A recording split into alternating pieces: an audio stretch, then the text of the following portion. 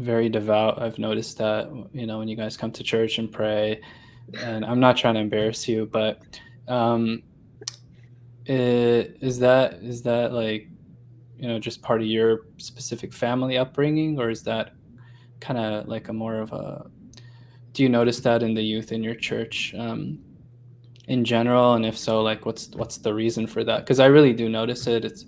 It's very humbling, and I appreciate it, and we're happy to have you guys, like, be part of our little community here while you're studying and have no other choice. That's a really good question. You can answer it, so.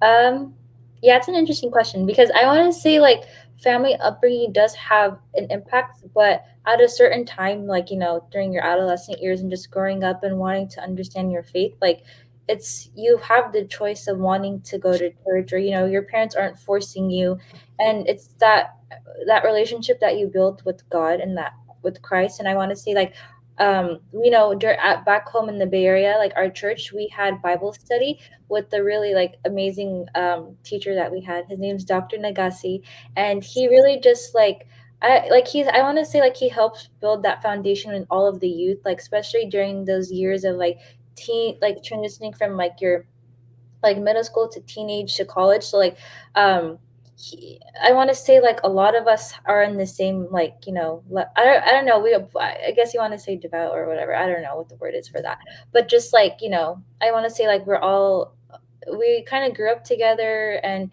on times when we obviously like the your faith, your journey isn't easy, it's different. Like there's times where we lose our relationship with God, and our sisters are always there for us to like like, oh, with prayer or anything like that. So yeah, Mel, you could also answer that too. Yeah. Actually, that's a really good way to say it. Like growing up, for sure, it was literally all family upbringing. I would say like I felt like at times I didn't even have my own relationship with God, but I think it did help a lot, like having a family upbringing that just like kind of would force you to go to church. Just because like once you set that foundation as a child, it's hard to let it go once you get older. Hmm. But Hmm. even as you get older, like Salam said, you have the choice of whether you want to kind of continue that or whether you kind of want to stay stagnant and kind of just want to go back after that. And yeah, so I guess now it's been more personal, like more driven, like more self-driven than it is family.